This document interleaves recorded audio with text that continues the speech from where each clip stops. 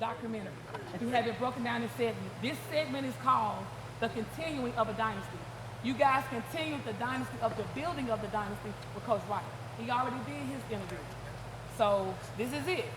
You know, y'all gonna get to tell y'all story. We're gonna ask y'all some questions. If you want to answer, you have to. But it's on y'all. So we just want to celebrate y'all. It's all in y'all put this town on the map. No other city in Mississippi has ever produced this much talent out of it at all. So I just want to share that with y'all. The mayor they celebrating y'all. This is what they want to do. Nice, absolutely. Well, y'all really did. Y'all showing up and talking. I ain't gotta do nothing. We just asking y'all questions and lights, camera, action. Get out y'all way.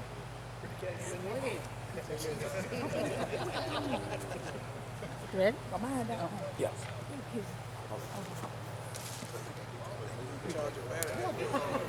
You know what? Don't not today. You know what? Here you go. Here you go. Take a picture, man. Slow back.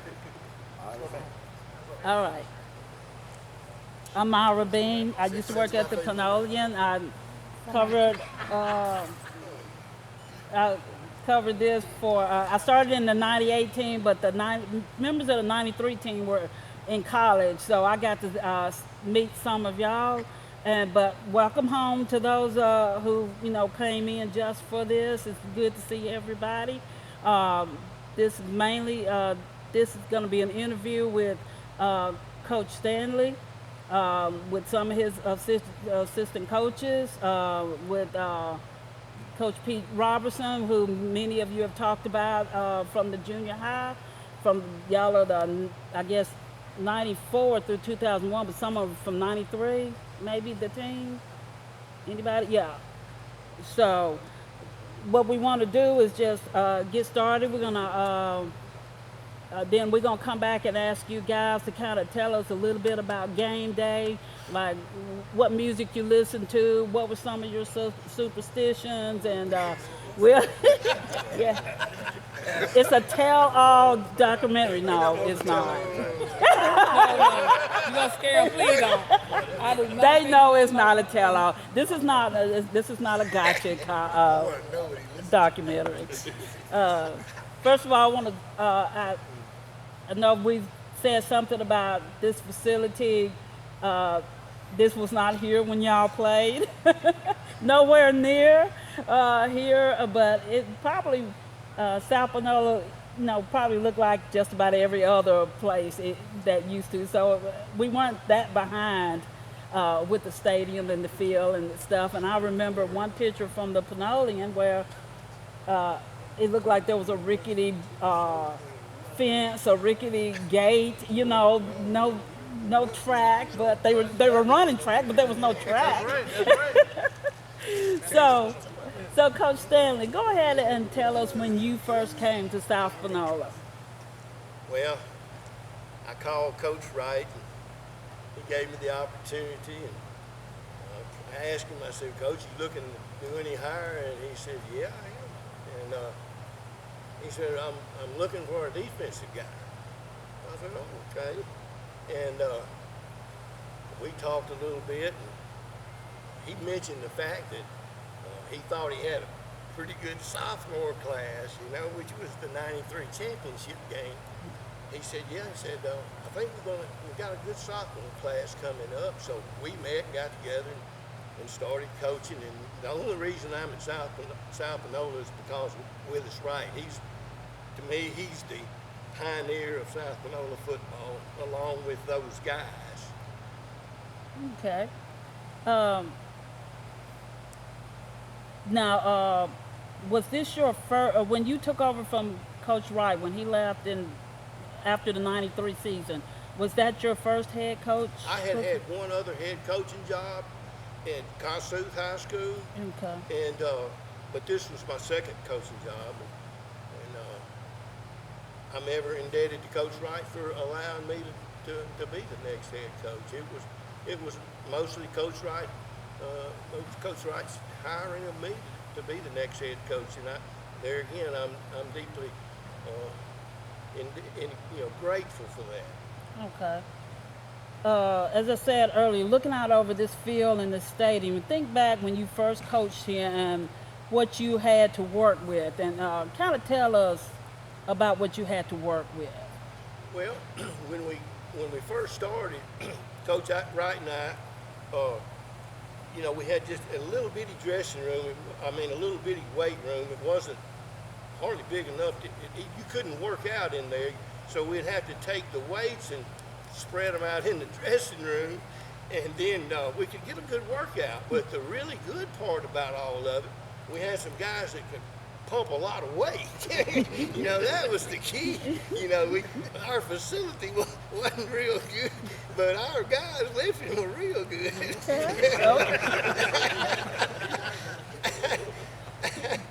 So, guys, what's funny about that statement? Who remembers? I know y'all getting I know old. Malika does. The old field was musty. Rusty and hot. Rusty and hot. Oh, you didn't have air conditioner? That balloon that was in the winter, he took out. We can talk. The coach's office. Yeah, you got to talk.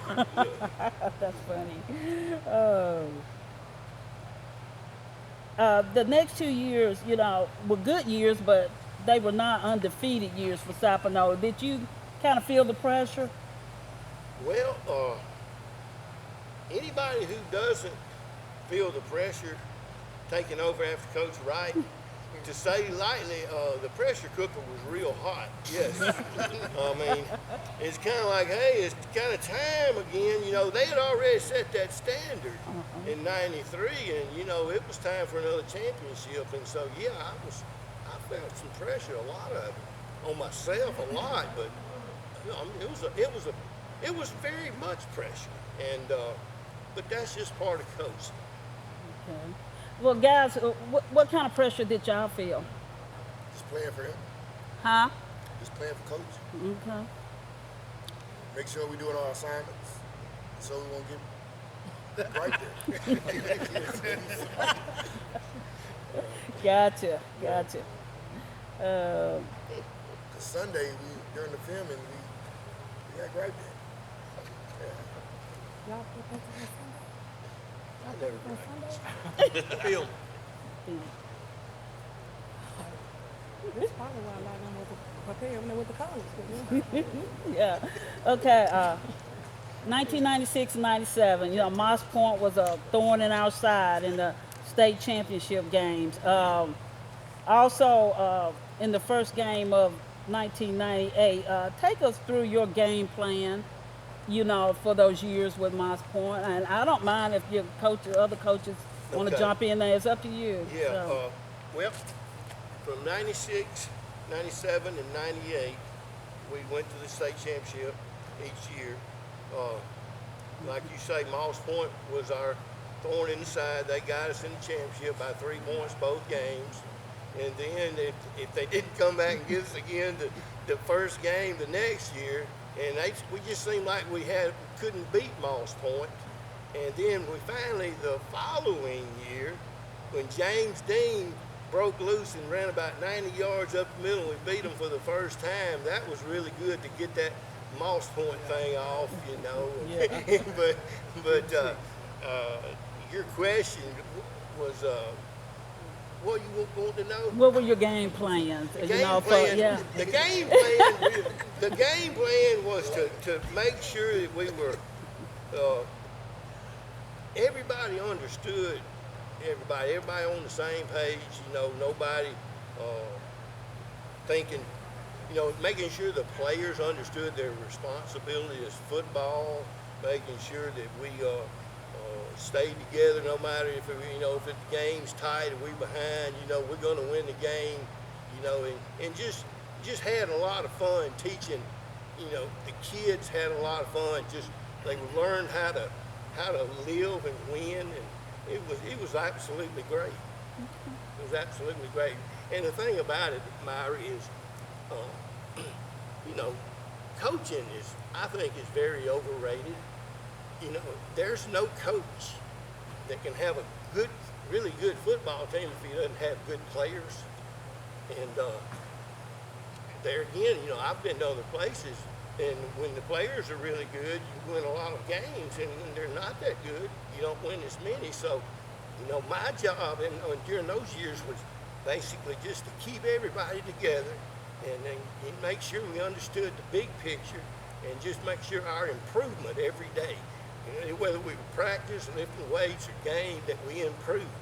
I was telling Eddie is that, you know, we got to a point to where when we went to the game, it wasn't whether we were going to win, it was whether we were going to get better. We're going to get better this week, you know. That was a really good thing. That was a lot of fun.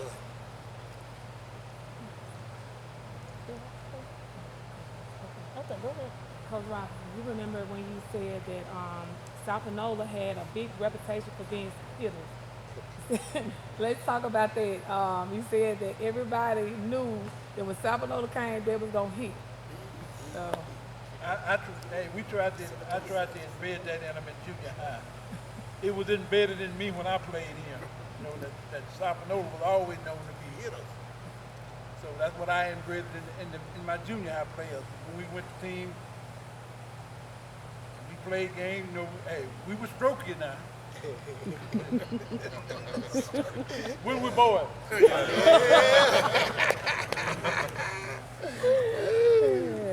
Another question too. You said, like, when we interviewed you a couple weeks ago, you talked about you and Coach Lysy in the junior high. You said that y'all would let them run around and just play, but at the same time, y'all was on the sideline writing their names down. So Oh yeah, we want to know how y'all able to pick out that's where we position. picked the team. Hey, we picked the team in PE class. Y'all didn't know that. Hey, but that's where we picked the team. You know, hey, we would get them over there. And we would get you out there playing, boy, and playing on with that.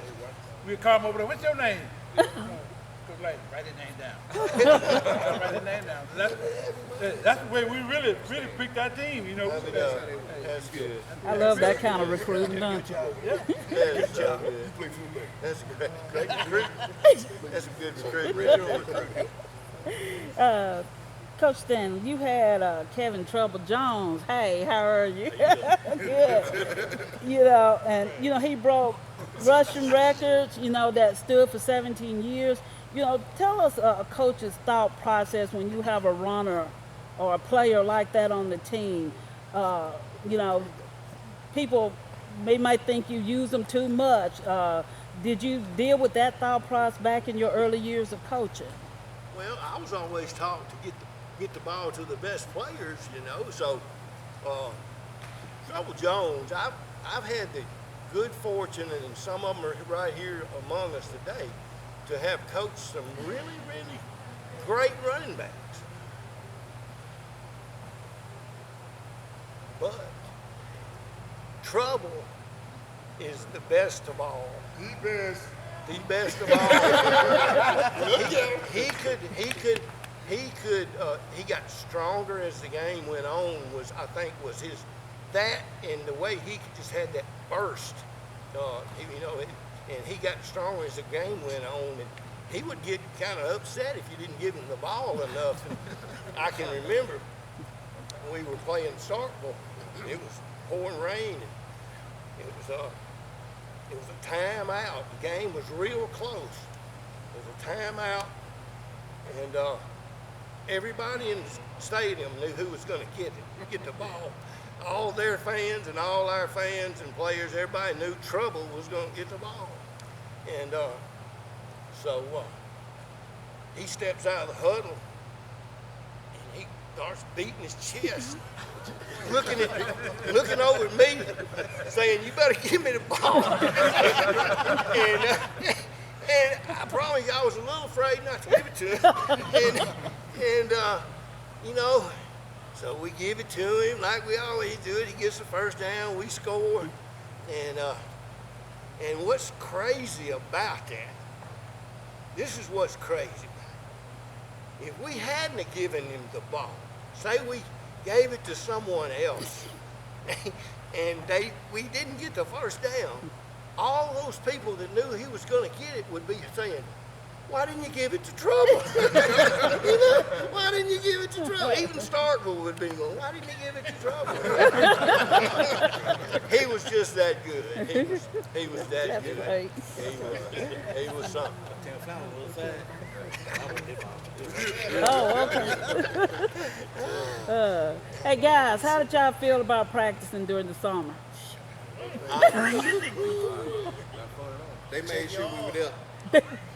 Hey, if it wasn't the Curtis bus, what They dropped us off. We had a ride. Everybody had a ride. We had sections. We had the one going to Eureka over there. We were at Yeah, we was on the shout bus. We used to no excuse. Coach Stanley would take the club by Bull Market. You know, they always stop and get a couple little snacks on the way there. So, and I ride, then Coach Weaver didn't always want to stop by the store. We talk about defense all the way. We didn't keep the Craig on the way. They hated that Curtis route, though. That's a long trip. They hated that Curtis route. They hated it. And I got stuck with the Curtis bus. Curtis route.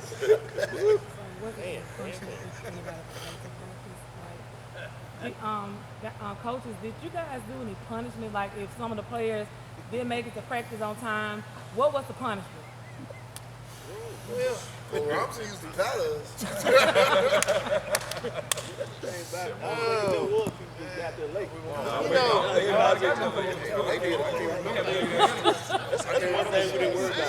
Everybody was excited to get to practice.